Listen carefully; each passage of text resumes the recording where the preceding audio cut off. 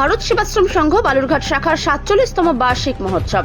ভারত সেবাশ্রম সংঘ বালুরঘাট শাখায় ২০ ডিসেম্বর শুক্রবার থেকে ২২ ডিসেম্বর রবিবার পর্যন্ত ৩ দিন ব্যাপী শ্রী শ্রী গীতা জয়ন্তী উপলক্ষে ৪৭তম বার্ষিক মহোৎসব, হিন্দু ধর্ম শিক্ষা সংস্কৃতি সম্মেলন ও বৈদিক বিশ্ব শান্তি যজ্ঞ অনুষ্ঠান ২০২৪ অনুষ্ঠিত হচ্ছে। ভারত সেবাশ্রম সংঘ বালুরঘাট শাখার অন্যতম সদস্য দিলীপ কুমার দাস জানিয়েছেন, এই মহোৎসবের প্রথম দিন শ্রীমৎ স্বামী প্রণবানন্দজি মহারাজের বিগ্রহ প্রতিষ্ঠা হয় এবং দ্বিতীয় দিন সকালে চক্ষু পরীক্ষার পাশাপাশি বালুরঘাট জেলা হাসপাতাল ব্লাড সেন্টারে রক্তের যোগান অব্যাহত রাখতে একটি স্বেচ্ছায় রক্তদান শিবির, বিভিন্ন প্রতিযোগিতামূলক অনুষ্ঠানের পাশাপাশি সান্ধ্যকালীন ধর্মীয় অনুষ্ঠান হয়।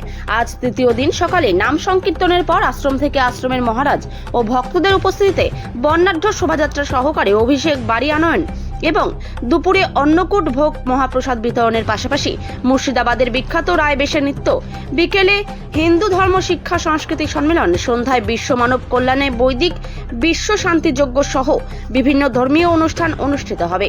ধর্ম সম্মেলন ভারত সেবাশ্রম সঙ্গে প্রতি বছরই হয়। 2024 সালেও আমরা শোভাযাত্রা বের করেছি। হিন্দু ধর্মকে রক্ষার্থে হিন্দু ধর্মের এক সত্যতম সবাই হিন্দু ধর্ম, যারা হিন্দু আছে তারা হিন্দুরা একত্রিত হোক, ধর্মমত নির্বিশেষে, সকল দল সম্প্রদায় নির্বিশেষে আমরা সবাইকে আহ্বান করছি এই হিন্দু ধর্মের ছাত্র ছায়াতলে সবাই আসুন। আর কি কি অনুষ্ঠান আছে? আজকে গত 20-21 তারিখ আমাদের অনুষ্ঠানগুলো হয়ে গেছে, প্রতিযোগিতামূলক সাংস্কৃতিক অনুষ্ঠান হয়ে গেছে।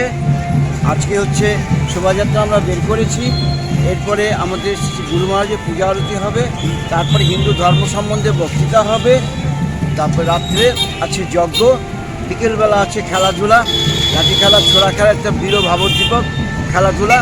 আমরা দুর্বল নই, আমরা সমস্তই বীর ভাবোদ্দীপক, বীর ভাবে আমরা চলতে চাই সবাই। আপনার নাম? আমার নাম দিলীপ কুমার দাস, ভারত সেবাশ্রম সংঘের সদস্য।